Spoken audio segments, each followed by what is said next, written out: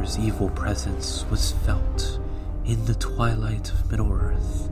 Between the twine and crevice, the voice of Melkor rose, calling forth all that could hear. Elves, beasts, and ents alike marched to the fortress of ice and fire in the north, to Utumno, where Melkor corrupted the souls of all who entered, even the souls of the servants of the Maiar. And then, entering the flames of Udin, creatures of shadow and flame, Balrogs came to be.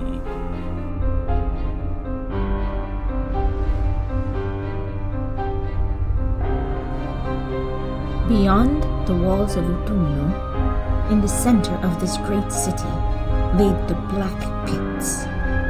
It was here that the darkest creatures of Melkor's sorcery arose. For it was told by Eru that Melkor's hand, like Aule and Yavanna, could not create life. But from the pits, where his sorcery abounded, came foul creatures of great strength, corrupted beings that were bent to his will, but suffered great pain and terror.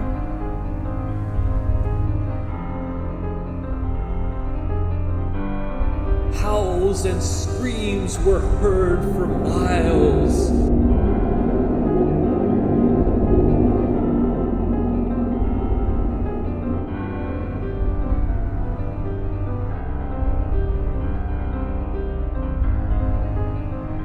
Melkor's army was built, an army that could withstand the might of the Valar and help him hold his dominion on Middle-earth. For in Dominion, Melkor could reveal his true vision and sway the hearts to his way. And Melkor unleashed from the gates of Utumno through the forest and wilderness of Middle-earth, fierce animals and beings, sending them out to the lands to corrupt all they encountered.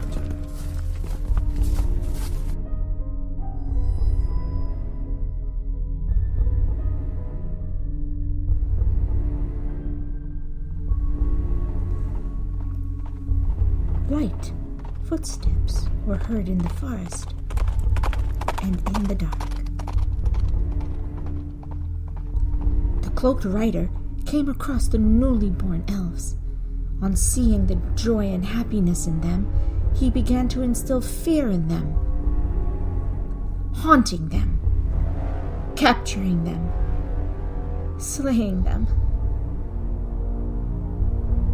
All the lost folk of the Quenya who came to fall into the hands of Melkor were put in the realm of Utumno and imprisoned.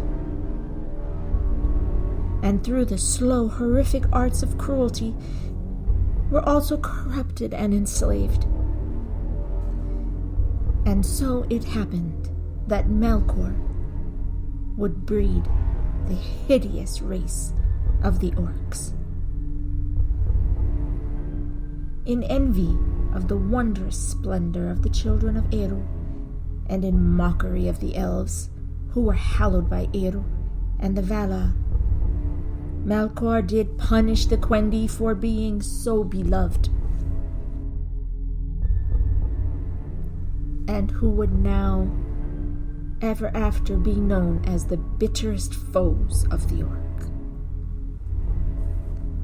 For the orcs had life and multiplied after the manner of the children of Eru, and naught that had a life of its own, nor the semblance of life, could ever Melkor make since his rebellion in the Anolundel.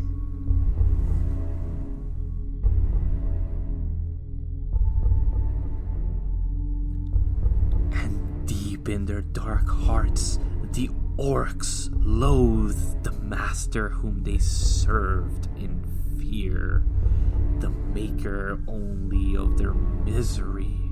This, it may be was the vilest deed of Melkor and the most hateful to Aru.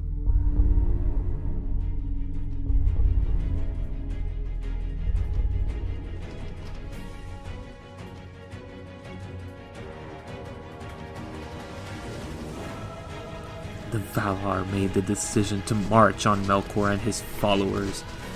The Valar army began the long journey north, the army so vast that the ground trembled with the march.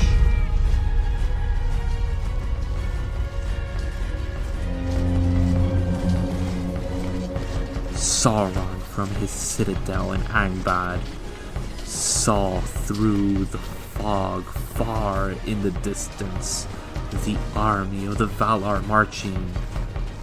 Melkor unleashed his army to Angband.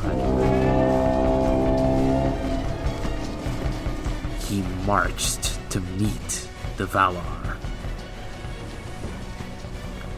In the distance, the army of the beasts came out of the fog, followed by the towering Valar, ready for war. And the forces of Melkor came from the gates of Angband. And the battleground was filled with animals and beasts alike.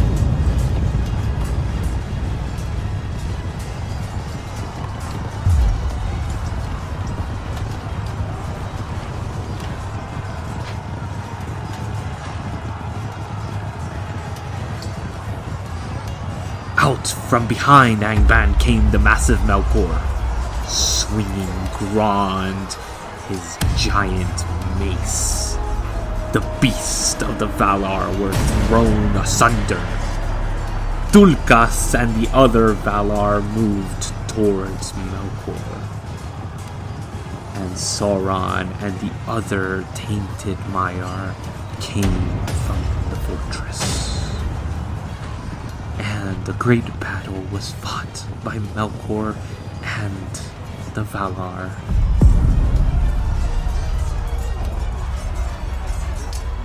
And the earth shook and broke with each clash.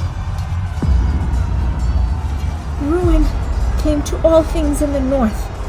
Fire and smoke and light was seen in the distances by the elves.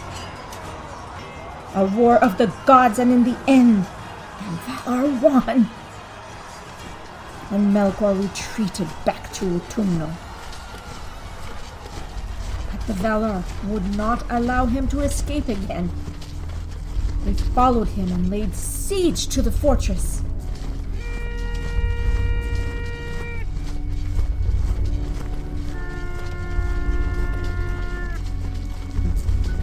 The walls of the icy fortress held back the armies of the Valar, and to break the siege, Melkor's army attacked the forces of the mighty Valar.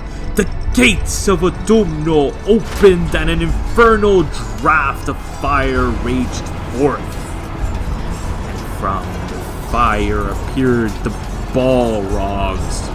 They twisted the flames in their fiery hands, bringing down many of the Valar forces in earthquakes and thunder.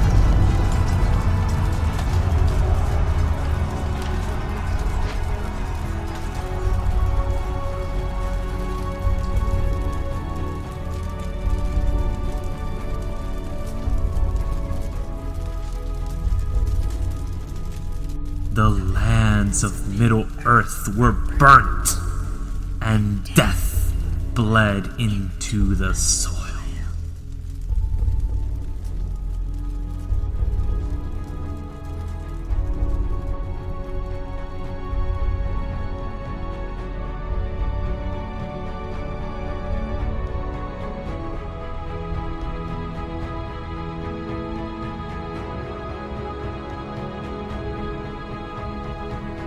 And during this time, the contour of Middle-earth was changed.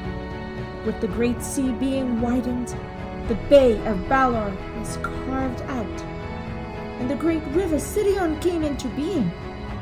The northern highlands of Hithlum and Dorthonion, sources of Sirion, were raised up as new mountain ranges.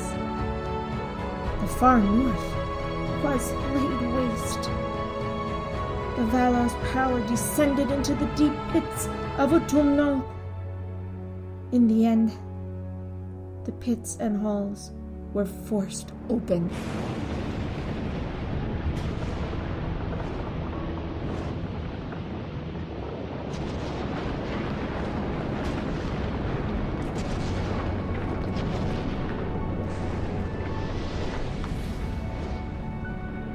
Melkor, waiting to make his last stand, sat on his throne.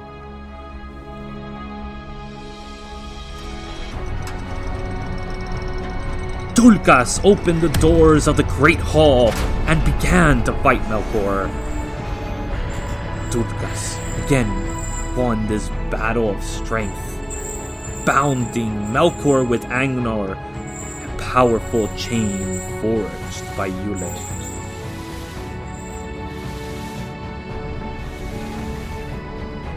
The Valar forces quickly withdrew, leveling the fortress, allowing all the beasts and creatures of the shadows to live, and Sauron also escaping into the wilderness.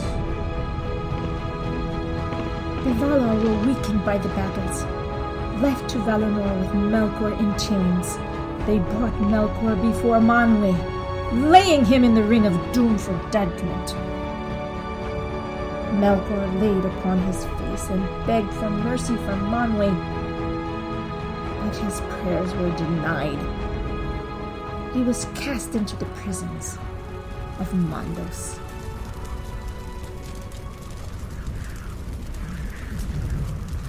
Then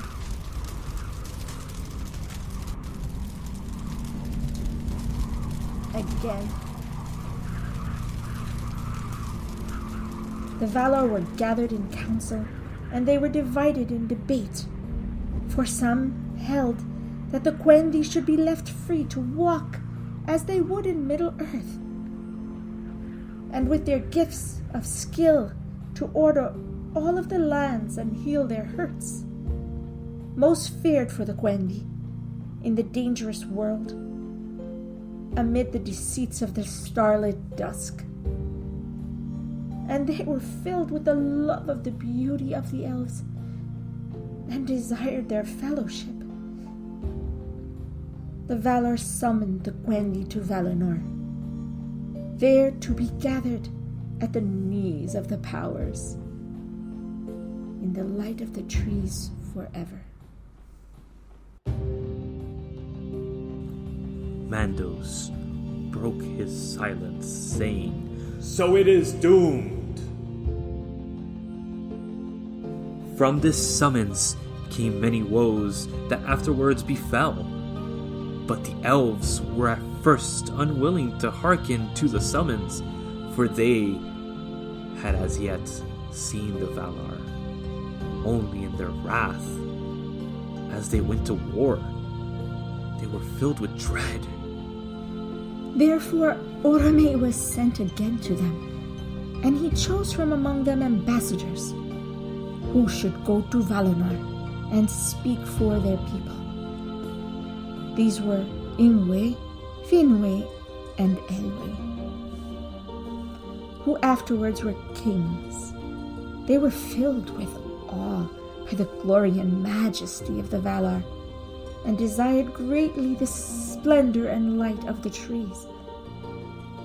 Then Orome brought them back to Gwevenen, and they spoke before their people and counseled them to heed the summons of the Valar.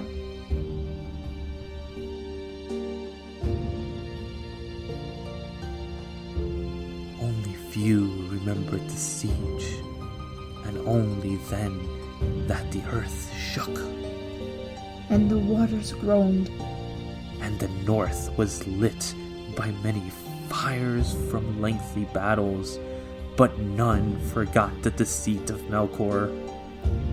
thus ending the war for the sake of the elves.